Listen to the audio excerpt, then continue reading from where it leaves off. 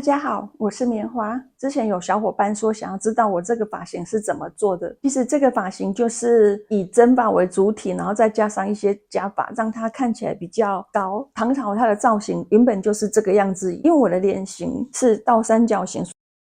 所以这边额头是比较宽的，不能做那种把发髻堆在这里的那种造型，这样子会显得我的头很大。像我们现在在做这些发髻，大部分的人并不会留得那么长，所以我们的长度不够，在做这些造型的话，基本上都需要假发。就算是古人那么长的头发，他们也还是需要假发的。至少在周朝的时候就已经有假发的存在。假发大部分是用真发来做，有时候也会用动物的毛来制作。像蚂蚁巴的话，毕竟它的质感比较没有那么好，因为你一看就是毛毛躁躁像假的。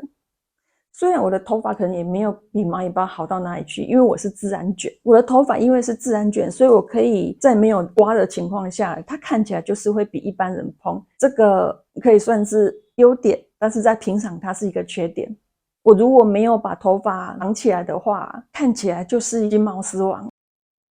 那在做的过程如果有点失误的话，其实也是无所谓，因为唐朝本身它就有流行一些比较不对称的造型，所以如果做错了也不用很紧张，想要把它拆掉重做，其实就这样子，第一次做好的就是最自然的样子。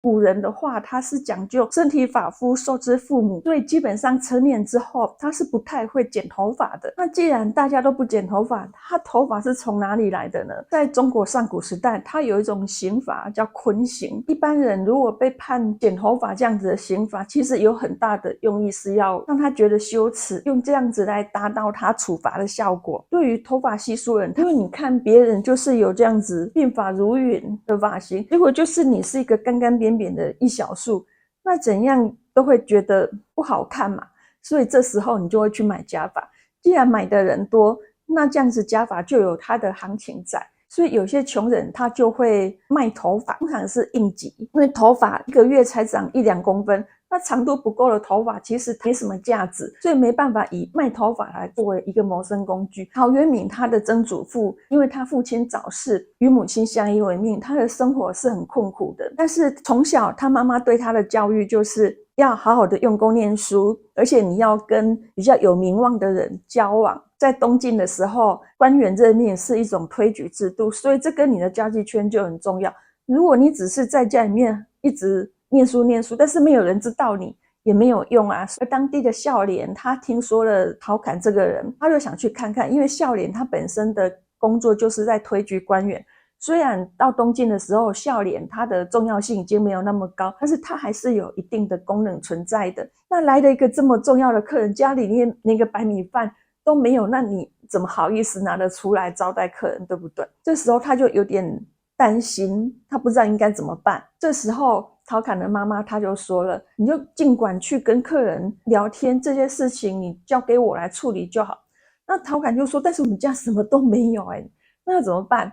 他妈妈说，这你不用担心，我来想办法。像我的头发这么长，我大不了就拿去卖了。陶侃是个读书人，他自己的妈妈把头发卖了，让他去招待客人的时候，他竟然没有反应，因为他妈妈的头发非常长，所以他就把它分成2份，他这2份头发就换了几斛米回来。在东晋的时候，一个县令的薪水2天也就只有1斛米，所以其实这个价值还是可以的。然后他煮东西这么多人的话，他柴火根本就不够，所以他就把家里面的柱子砍了一半，拿来当柴烧。接下来那总不能让客人的马饿肚子吧，所以接下来他又割了自己的草席，把里面的草拿出来去喂范魁的马。在陶侃家，范魁跟他聊得非常开心，但是其实他也是个见多识广的人，有才学的人其实他见多了，他未必会对他留下非常深刻的印象。但是几天之后，他就从别人那里又听到了他这些韭菜的来源，他就觉得说他们家的待客也太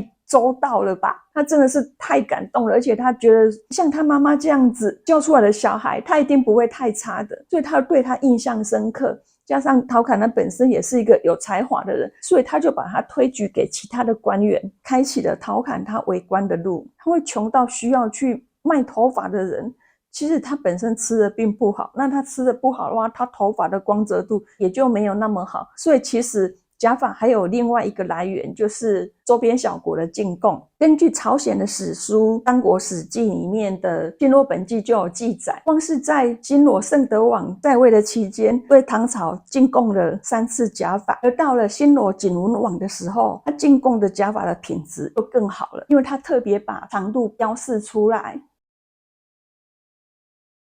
今天的内容就到这里，喜欢的话记得订阅我的频道，我是棉花，我们下次见。